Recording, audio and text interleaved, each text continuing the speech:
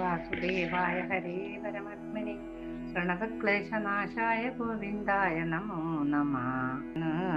പുതിയൊരു കഥയിലേക്കാണ് നമ്മൾ കടക്കുന്നത്. പ്രവാഹനദത്തൻ തന്റെ ഏറ്റവും പുതിയ വധുവായ ലളിതലോചനയോടൊപ്പം അത്രയാ മലയപർവ്വത പ്രാന്തങ്ങളിൽ ഉല്ലസിച്ചു നടക്കുക ഒരു താമരപ്പൊയ്ക കണ്ട് നരവാഹനദത്തൻ അവിടെ നിന്നു. പിന്നീട് അദ്ദേഹം അതിലിറങ്ങി കുളിച്ചു. പെട്ടെന്ന് അദ്ദേഹത്തിന് മദനമഞ്ജു എന്നതിന്റെ മുഖ്യ ഭാര്യയെ കുറിച്ച് ഓർമ്മ വന്നു. താമരപ്പൂകളുടെ മുഖകമലത്തെയും കുയിൽനാദമുള്ള സ്വരമാധുരിയെയും ഹംസങ്ങളുടെ നടത്തം അവരുടെ മന്ദഗമനത്തെയും ഓർമ്മിപ്പിച്ചപ്പോൾ വിരഹാതുരനായി അദ്ദേഹം മോഹാലസ്യപ്പെട്ടു പോയിട്ടോ. ഓ ഓ ഓ ഭാര്യയോടുള്ള സ്നേഹത്തിന്റെ അവലിപ്പം. ഈ സമയം പൊയ്കയിൽ കുളിക്കാൻ വന്ന പിസംഗജടൻ എന്ന മുനി തന്റെ കമണ്ടലൂരിൽ നിന്നൽപ്പം തീർത്ഥജലമെടുത്ത് നരവാഹനത്തിന് തളിച്ചു. അദ്ദേഹം ഞെട്ടി എഴുന്നേറ്റു. കുളി കഴിഞ്ഞ സന്യാസി നരവാഹനത്തിന് തന്റെ ആശ്രമത്തിലേക്ക് ക്ഷണിച്ചു കൊണ്ടുപോയി. ഫലമൂലാദികൾ നൽകി സൽക്കരിച്ച ശേഷം ഒരു കഥ പറയാൻ തുടങ്ങി.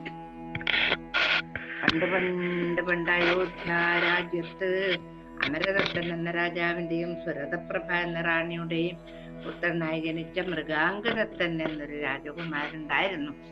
യുവരാജാവായതോടെ ആ കുമാരന് 10 മന്ത്രിമാരും ഉണ്ടായി. എല്ലാ ഐശ്വര്യവും തികഞ്ഞെങ്കിലും അനുരൂപ ഒരു വധുവിനെ ലഭിച്ചില്ല. ഒരു ദിവസം ഭീമപരാക്രമൻ എന്ന പേരായ മന്ത്രികുമാരൻ പറഞ്ഞു, പ്രഭോ, ഇന്നലെ രാത്രി ഞാൻ ഉറങ്ങിക്കിടക്കെ എന്തോ ശബ്ദം കേട്ടു നോക്കുമ്പോൾ ഉഗ്രനായ ഒരു സിംഹം നടന്നെടുക്കുന്നത് കണ്ടു. വലിയൊരു സിംഹത്തെ കണ്ടു എന്നാണ് പറഞ്ഞത്. ഇപ്പോ അതിഭീകരനായ സിംഹം എന്ന് പറഞ്ഞാൽ തന്നെ പേടിയാവും, അതിലും ഭയങ്കരം. അങ്ങനെയുള്ള സിംഹത്തെയാണ് അദ്ദേഹം കണ്ടത്. എന്നിട്ടോ വാള് കൊടുത്തിട്ട് ഞാൻ ഓടിയ സമയത്ത് അത് ഓടിപ്പോവുകയും ചെയ്തു. പിന്നാലെ ഞാനും കൂടി ഒടുവിൽ നദീതീരത്തെത്തിയപ്പോൾ അത് കിതച്ചുകൊണ്ട് നിന്നു. അതിന്റെ നീണ്ട നാവ് ഞാൻ അരിഞ്ഞിട്ടു. എൻ്റെ അമ്മയെ. അപ്പോൾ സിംഹത്തിന്റെ സ്ഥാനത്ത് സ്ഥൂല ശരീരനായ ഒരു അത്ഭുത പുരുഷൻ പ്രത്യക്ഷനായി. താനൊരു വേതാളമാണെന്ന് പറഞ്ഞപ്പോൾ ത്രികാലജ്ഞാനിയായ വേതാളത്തോട് എന്റെ രാജാവായ മൃഗാംഗദത്തിന് ഭാര്യയായി വരുന്നത് ആരായിരിക്കും എന്ന് പറയാമെന്ന് ഞാൻ ചോദിച്ചു. അതിനെന്തായിരുന്നു മറുപടി? ഇപ്രകാരമായിരുന്നു: ഉജ്ജയിനിയിൽ കർമ്മസേനൻ എന്ന രാജാവിന്റെ ത്രിലോകസുന്ദരിയായ പുത്രി ശശാങ്കവതി നിന്റെ രാജാവിന്റെ ഭാര്യയായി തീരും. അവളെ വിവാഹം കഴിക്കുന്നതോടെ അദ്ദേഹം ലോകൈക ചക്രവർത്തിയായി തീരുകയും ചെയ്യും. ഇങ്ങനെ പറഞ്ഞിട്ട് വേതാളം അതിന്റെ പാട്ടിന് പോയി അപ്രത്യക്ഷമായി. മൃഗാംഗദത്തൻ മറ്റ് 9 മന്ത്രിമാരെയും വിളിച്ചു വരുത്തി ഭീമപരാക്രമൻ പറഞ്ഞ കാര്യങ്ങൾ ഇവരുമായി ചർച്ച ചെയ്തു. ഒപ്പൻ രാജകുമാരൻ പറഞ്ഞു, ഞാനും ഇന്നലെ ഒരു സ്വപ്നം കണ്ടിട്ടുണ്ടായിരുന്നു കേട്ടോ. നമ്മളെല്ലാവരും കൂടി ഒരു കാട്ടിലൂടെ നടക്കുകയാണ്. കടുത്ത ദാഹം മൂലം ജലാശയം അന്വേഷിച്ചെന്ന് നമ്മൾ ഒരു തടാക തീരത്താണ് എത്തിപ്പെട്ടത്. വെള്ളം കുടിക്കാൻ തുടങ്ങിയ 5 പുരുഷന്മാർ ആയുധപാണികളായി എവിടെ എത്തിച്ചേർന്നവര്. അവർ നമ്മെ വധിക്കാൻ ഒരുങ്ങിയപ്പോൾ നാം അവരെ വധിച്ചു. പിന്നല്ല, ഉടനെ 5 പേരും ജലാശയം അപ്രത്യക്ഷമായി. ഉടനെ വൃഷഭാരൂഢനായ ഭഗവാൻ ശ്രീപരമേശ്വരൻ അവിടെ പ്രത്യക്ഷപ്പെട്ടുല്ലോ. നമ്മളെല്ലാം ആ കാലടികൾ നമസ്കരിച്ചു. അപ്പോൾ ഭഗവാന്റെ വലത് കണ്ണിൽ നിന്നും 4-5 തുള്ളി കണ്ണുനീർ അവിടെ വീഴുകയും അതൊരു വൻ ജലാശയമായി മാറുകയും ചെയ്തു. ഞാൻ അതിലിറങ്ങി വെള്ളം മുഴുവൻ കുടിച്ചു.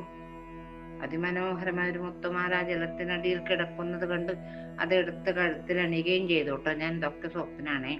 അപ്പോൾ ഞാൻ ഉണർന്നു. നേരവും പുലർന്നിരുന്നു. വെളുപ്പാങ്കാലത്താണ് കണ്ടത് സ്വപ്നം. ഇത് കേട്ട് വിമല ബുദ്ധി എന്ന മന്ത്രി പറഞ്ഞു, കുമാര, അങ്ങേ ശ്രീ പരമേശ്വരൻ അനുഗ്രഹിച്ചിരിക്കുന്ന എന്നതിന്റെ ലക്ഷണമാണത്. മുത്തുമാല ഉടനെ നടക്കാനിരിക്കുന്ന പരിണയത്തിന്റെ സൂചനയാണ്. വെള്ളം മുഴുവൻ കുടിച്ചതിന് എന്താണ് അർത്ഥമെന്നോ അങ്ങേ ഭൂമി മുഴുവൻ കീഴടക്കുമെന്നാണ്. മറ്റു മന്ത്രിമാരും ഇതിനെ ശരിവെച്ചു. അപ്പോൾ മൃഗാംഗദത്തൻ പറഞ്ഞു, കാര്യമൊക്കെ ശരി തന്നെ, പക്ഷേ കർമ്മസേന രാജാവ് അദൃശ്യനാണെന്ന് സ്വയം കരുതുന്ന വ്യക്തിയാണ്. അദ്ദേഹത്തെ വെല്ലാൻ ആയുധശക്തിയേക്കാൾ ബുദ്ധിശക്തിയാണ് ആവശ്യം. ബുദ്ധിശക്തി കൊണ്ട് എന്തും സാധിക്കാം. ഉദാഹരണമായ ഒരു കഥ കേൾക്കൂ. പണ്ട് പണ്ട് പണ്ട് മഗധ രാജാവായിരുന്ന, എങ്ങനെയല്ലേ കഥ തുടങ്ങുക? പണ്ട് മഗധ രാജാവായിരുന്ന ഭദ്രബാഹുവിന് അതിബുദ്ധിമാനായി മന്ത്രഗുപ്തൻ എന്നൊരു മന്ത്രി ഉണ്ടായിരുന്നു. ഒരു ദിവസം രാജാവ് മന്ത്രിയോട് പറഞ്ഞു, വാരാണസിയിലെ രാജാവായ ധർമ്മകോപന്റെ പുത്രി അനംഗലീല, അവളെ ഞാൻ വിവാഹം കഴിക്കാൻ ചോദിച്ചു. ആ രാജാവ് സമ്മതിച്ചില്ല. പക്ഷെ അയാൾക്ക് അപൂർവ ശക്തിയുള്ള ഭദ്രദത്തൻ എന്ന ആനയുള്ളത് കൊണ്ട് യുദ്ധത്തിൽ അദ്ദേഹത്തെ തോൽപ്പിക്കാനും കഴിയില്ല. അങ്ങനെയെങ്കിലും എങ്ങനെയായാലും ആ തരുണിയെ എനിക്ക് സ്വന്തമാക്കണം. താങ്കൾ അതിനുള്ള മാർഗം കണ്ടെത്തണമെന്ന് പറഞ്ഞു. ആര് പറഞ്ഞത്? ഭദ്രബാഹു. താങ്കൾ അതിനുള്ള മാർഗം കണ്ടെത്തണമെന്ന് പറഞ്ഞു. തന്റെ ബുദ്ധി ഉപയോഗിച്ച് കാര്യം സാധിക്കാമെന്ന് മന്ത്രി രാജാവിന് വാക്കു കൊടുക്കുകയും ചെയ്തു. മന്ത്രഗുപ്തൻ ഉടനെ 6 സഹായികളോടൊപ്പം സന്യാസിയും ശിഷ്യന്മാരും എന്ന നിലക്ക് വേഷം മാറി വാരാണസിയിലെത്തി. അവിടെ അങ്ങനെ സഞ്ചരിക്കും ഒരു രാത്രി രാജാവിന്റെ ആനക്കാരന്റെ ഭാര്യ 5-6 പുരുഷന്മാരോടൊപ്പം എങ്ങോട്ടോ തിരക്കിട്ട് പോകുന്നത് കണ്ടു. സന്യാസിയും ശിഷ്യന്മാരും രഹസ്യമായി അവരെ പിന്തുടർന്നു. കുറെ ദൂരെ ഒരു വീട്ടിലേക്ക് അവർ കയറിപ്പോകുന്നത് കണ്ടിട്ട് സന്യാസിയും കൂട്ടരും മടങ്ങിപ്പോന്നു. പിറ്റേന്ന് ആനക്കാരൻ കാണാതായ ഭാര്യയെ അന്വേഷണം തുടങ്ങി. ഒരു വിവരവും കിട്ടാതെ വിഷമിച്ചിരിക്കുന്ന അയാളോട് സന്യാസി ശിഷ്യന്മാർ തങ്ങളുടെ ദിവ്യനായ ഗുരുവിനെ സമീപിക്കാൻ പറഞ്ഞു. ആനക്കാരൻ മുനിയെ ചെന്ന് കണ്ട് സങ്കടം പറഞ്ഞപ്പോൾ അദ്ദേഹം ദിവ്യശക്തിയാൽ എന്നോണം അവൾ പോയിട്ടുള്ള സ്ഥലം കൃത്യമായി പറഞ്ഞു കൊടുത്തു. അയാളുടനെ ഏതാനും രാജഭടന്മാരെയും കൂട്ടി ആ വീട് വളഞ്ഞ് തന്റെ ഭാര്യയെ അപഹരിച്ചു കൊണ്ടുപോയ തസ്കരന്മാരെ എല്ലാം കൊന്ന് ഭാര്യയെ വീണ്ടെടുക്കുകയും ചെയ്തു. ഇതിലുള്ള സന്തോഷവും നന്ദിയും അറിയിച്ച ശേഷം ആനക്കാരൻ മുനിയെയും ശിഷ്യന്മാരെയും തന്റെ ഗൃഹത്തിലേക്ക് സൽക്കാരത്തിനായി ക്ഷണിച്ചു. സൽക്കാരം വീട്ടിൽ വന്ന് സ്വീകരിക്കുകയില്ലെന്നും ആനക്കൊട്ടിൽ വച്ചാവാമെന്നും മുനിശിഷ്യന്മാർ മറുപടി പറഞ്ഞു.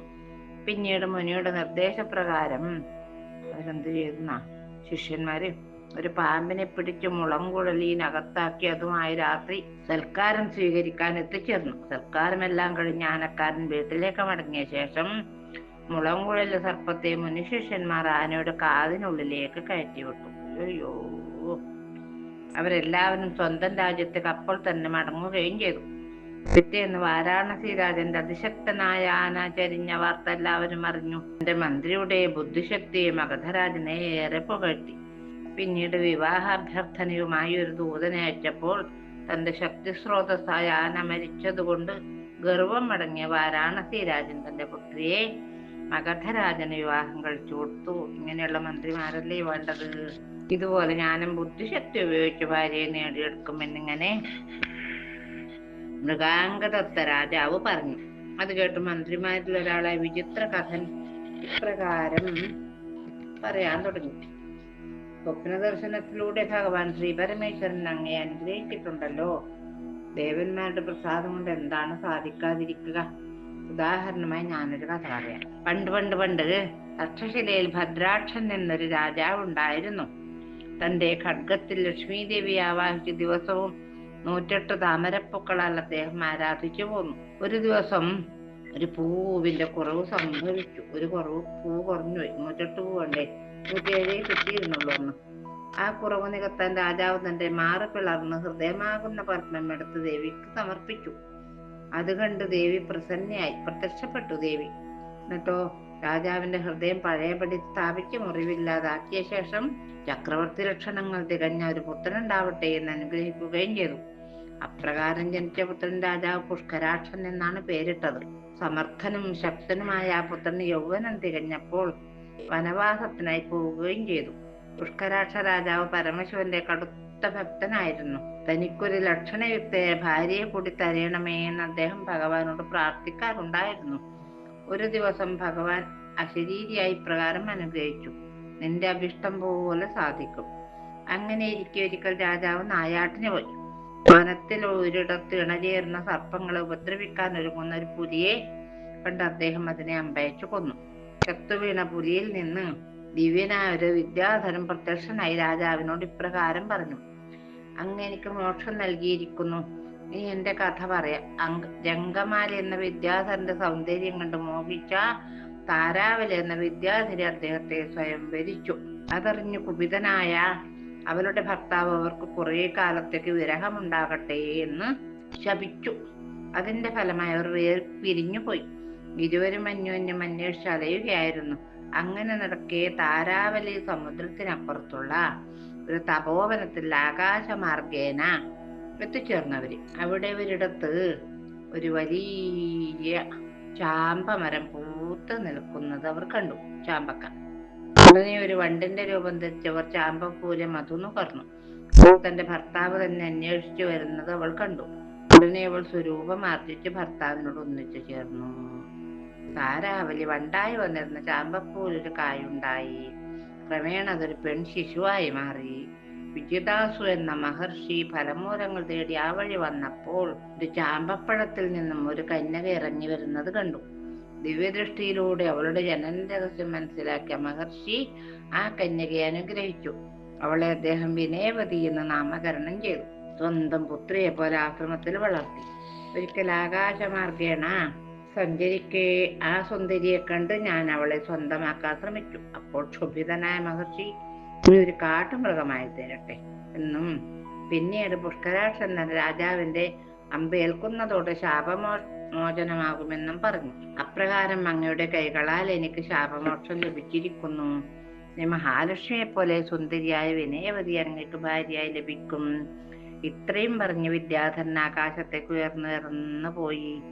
പുഷ്കരാക്ഷൻ ഉടനെ രാജധാനിയിലെത്തി മന്ത്രിമാരോട് വിവരങ്ങളൊക്കെ പറഞ്ഞ് രാജകാര്യങ്ങൾ ഏൽപ്പിച്ച് ഏകനായി ആ രാത്രി തന്നെ ഒരു കുതിരപ്പുറത്ത് കയറി പശ്ചിമ സമുദ്രതീരത്തേക്ക് പോയി. എങ്ങനെ സമുദ്രം മറികടക്കുമെന്ന് ആലോചിച്ചു നിൽക്കെ അടുത്തൊരു ദുർഗാക്ഷേത്രം കണ്ടു. അദ്ദേഹം അവിടെ പ്രവേശിച്ച് അവിടെ ഇരുന്ന വീണയെടുത്ത് മേട്ടിക്കൊണ്ട് ദുർഗാദേവിയെ സ്തുതിച്ചു. കുറെ കഴിഞ്ഞ് അവിടെ തന്നെ കിടന്നുറങ്ങി പോവുകയും ചെയ്തു. ദേവി തന്റെ ഭൂതഗണങ്ങളെ കൊണ്ട് ആ രാജാവിനെ അടുപ്പിച്ച് സമുദ്രത്തിന്റെ മറുകയിലുള്ള വനത്തിൽ കൊണ്ടുചെന്ന് കിടത്തി.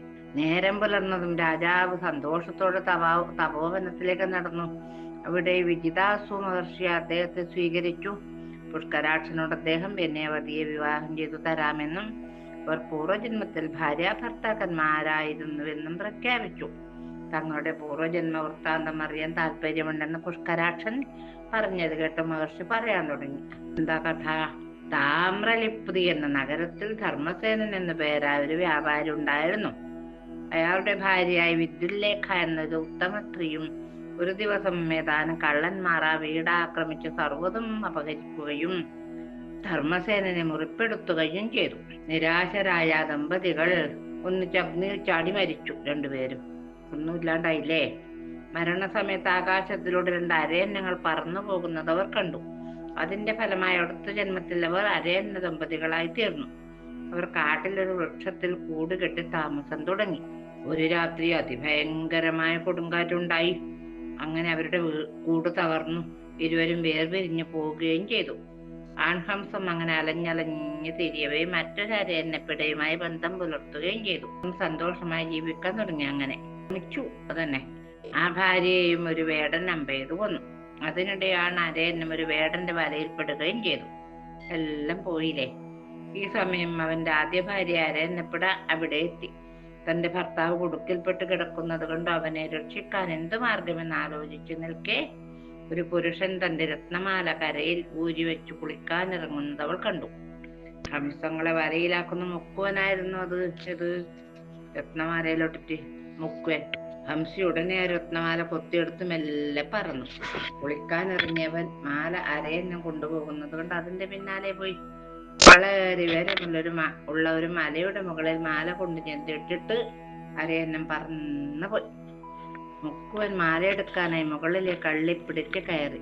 മടങ്ങി വന്ന ഹംസി അവിടെ ഉണ്ടായിരുന്ന ഒരു കുരങ്ങന്റെ സഹായത്തോടെ വല പൊളിച്ച് തന്റെ ഭർത്താവിനെ രക്ഷപ്പെടുത്തി. അവരങ്ങനെ വീണ്ടും ഒന്നായി ഉല്ലസിച്ചു കഴിഞ്ഞു. ഒരിക്കൽ ആ ഹംസ ദമ്പതികൾ ഓരോ താമരപ്പൂക്കളും കൊത്തിയെടുത്ത് ആകാശത്തു കൂടി പറക്കുകയായിരുന്നു. ഒരു മഹർഷി ശിവലിംഗത്തിൽ അർച്ചന നടത്തുന്നുണ്ടായിരുന്ന സ്ഥലത്തിന് മുകളിലെത്തിയപ്പോൾ ഒരു വേടൻ ഒറ്റയമ്പിൽ 2 അരയന്നങ്ങളെയും കൊന്നു. അവരുടെ ചുണ്ടിലുണ്ടായിരുന്ന താമരപ്പൂക്കൾ ശിവലിംഗത്തിൽ വന്ന് പതിച്ചു. ചോര പതിച്ചില്ല ദൈവാദിനം കൊണ്ട്. ആ പുണ്യം കൊണ്ട് മരിച്ച ഹംസം രാജവംശത്തിൽ ജനിച്ചു. പുഷ്കരാക്ഷൻ എന്ന രാജാവ്. ആ ഹംസയാകട്ടെ വിദ്യാധര കുലത്തിൽ വിനയവതി എന്ന കന്യകയായി പുനർജനിച്ചു. ഇപ്പോൾ ഇരുവർക്കും വീണ്ടും ദാമ്പത്യയോഗം ഉണ്ടായിരിക്കുന്നു. പിന്നീട് വിജിതാസു മഹർഷി തന്റെ വളർത്തുപുത്രിയായ വിനയവതിയെ പുഷ്കരാക്ഷൻ യഥാവിധി വിവാഹം കഴിച്ചു കൊടുത്തു. ഇപ്രകാരം തന്റെ സജീവൻ പറഞ്ഞ കഥ കേട്ട് സന്തുഷ്ടനായ മൃഗാംഗദത്തൻ ശശാങ്കവതിയെ കുറിച്ചുള്ള ഉത്കണ്ഠയോടെ മന്ത്രിമാർക്കൊപ്പം ഉജ്ജയിനിലേക്ക് പുറപ്പെടാനുള്ള കാര്യങ്ങൾ ആലോചിച്ചു കൊണ്ടിരുന്നു. ഭീമപരാക്രമന്റെ വസതിയിലിരുന്നു കൊണ്ട് ഭാവി നടപടികളെ കുറിച്ചവർ ചർച്ച ചെയ്തു. ആ ചർച്ച അങ്ങനെ ഗംഭീരമായി നടക്കട്ടെ. ചർച്ചയുടെ കാര്യമൊക്കെ നമുക്ക് നാളെ നോക്കാം. ഇന്നത്തെ ഭാഗം ഭഗവത് പാദത്തിൽ സമർപ്പിച്ച് കായേന വാചാ മനസേന്ദ്രിയർവാ ബുദ്ധ്യാത്മനാ വാ പ്രകൃതി സ്വഭാവ കരോമി യദ്യൽ സകലം പരസ്മൈ നാരായണായേതി സമർപ്പയാമി.